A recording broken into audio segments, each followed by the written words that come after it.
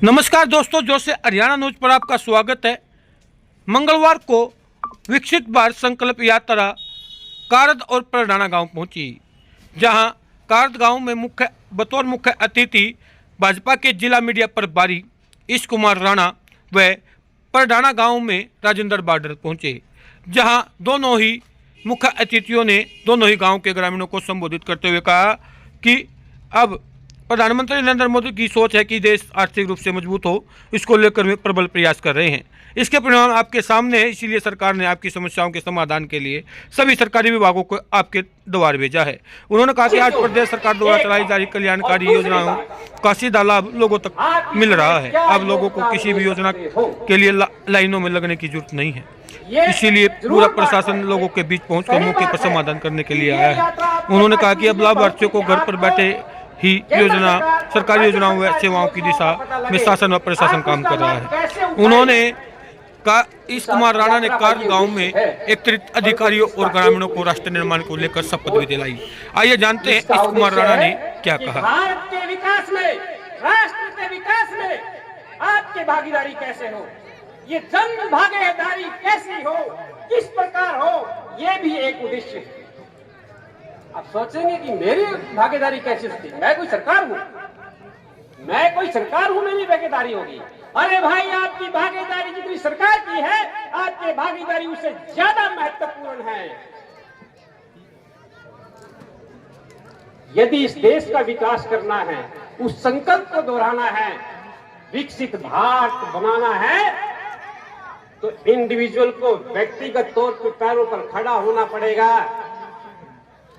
गांव का विकास करना पड़ेगा, गांव के गरीब व्यक्ति का विकास करना पड़ेगा। और उसको विकास जब होगा, तब जब उस व्यक्ति को सहारा मिलेगा।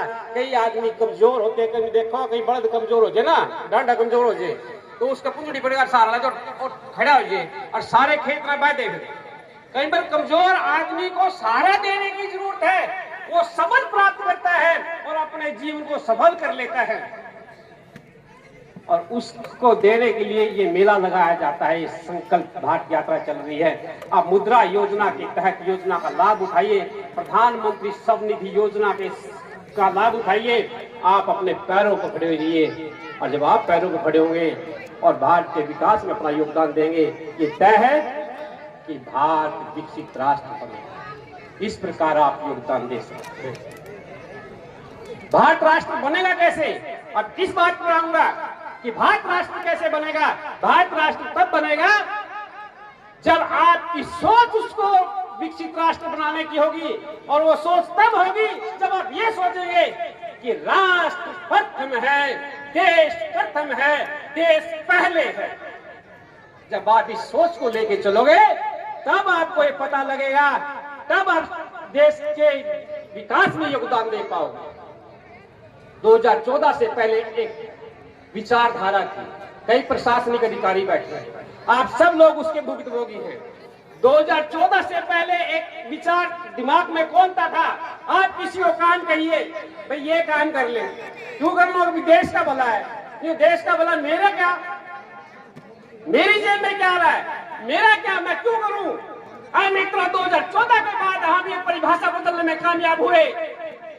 आज यदि कोई काम करता है, वो कहता मैं देश के लिए करता हूं, मेरी जेब में कुछ आता नहीं आता, तो अलग बात है। परंतु आज हम देश के विचार बदलने में कामयाब रहे कि आज देश के लोग ये सोचते हैं कि मैं जो करता हूं वो देश के लिए करता हूं, और यदि देश के लिए करते हो तो मुझे कुछ नहीं मिलता तो मुझे उसमें संतुष्टि है। न जाने कितने लोग, मैं अपने प्रधानमंत्री का उदाहरण दूंगा, माननीय अटल बिहारी वाजपेयी जी इस दुनिया से गए। जब गए तो क्या लेके गए, क्या संपत्ति छोड़ के गए, ये आप सब जानते हैं। जब मोदी जी जाएंगे तब क्या लेके जाएंगे? तब आप देख रहे खाना लेके जाएंगे, सिर्फ कुछ नहीं होगा। देश के लिए जीते हैं, देश के लिए मरते हैं, देश के लिए करते हैं, अपना कुछ नहीं। मित्रों और प्यारे बच्चों, बस आपको यही रखना है कि मैंने देश को सर्वप्रथम रखना है, देश को आगे लगाना है। मैं यदि योजनाओं का जिक्र करता चला जाऊं तो बहुत लंबा काम होगा। बहुत सारी योजनाएं जो है मेरे को बता, मेरे मंत्री जी मुझे बता रहे थे कि योजनाओं का जिक्र करना, परंतु मैं किसी योजना का जिक्र नहीं करूंगा क्योंकि जो योजना सारी डिस्प्ले हो रही है। मैं सिर्फ इतना कहूंगा कि देश को आगे बढ़ाने के लिए आप सिर्फ राष्ट्र को प्रथम रखिए। और एक बात और बताते चलता हूं मैं आपसे, एक बात और कहूंगा कि अब आप देश के लिए सोचेंगे थोड़ी दिक्कत आएगी। सर, आज आप कार्द गांव में पहुंचे हो, मुख्य अतिथि के रूप में पहुंचे हो। जनसंवाद कार्यक्रम भाजपा की सरकार द्वारा चलाया जा रहा है। अभी तक कितनी समस्याओं के लोगों का समाधान हुआ इस यात्रा की चलते? अभी समाधान शुरू हुआ है इस गांव में, तो अब सूची आएगी, मैं आपको बता पाऊंगा कितने आए।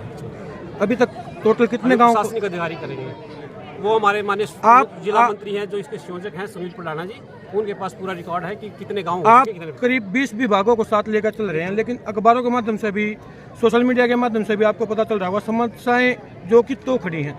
जब से जनसंवाद चले हैं तब से समस्याएं तैयारी बच्चों की कराई है। मैं आपकी बात से सहमत नहीं हूँ कि समस्या जो खड़ी है, जो समस्या मौके पे निदान हो सकता है अधिकारी मौके पे निदान कर रहे हैं, जो मौके पे निदान नहीं हो सकता उनको समय दे रहे हैं, बाद में कर रहे हैं, क्योंकि हर समस्या का मौके पे निदान नहीं हो सकता। एक समस्या सरपंचों की भी सामने आई थी ब्राह्मण माजरा। कल जो संसवाद था वहाँ एक सरपंच ने रखी थी कि पिछले 1 साल से टेंडर लगा हुआ लेकिन विकास कार्य हो नहीं रहे। ये प्रशासनिक काम है, ये प्रशासन देखे, उसमें मैं कोई टिप्पणी नहीं कर सकता। ठीक।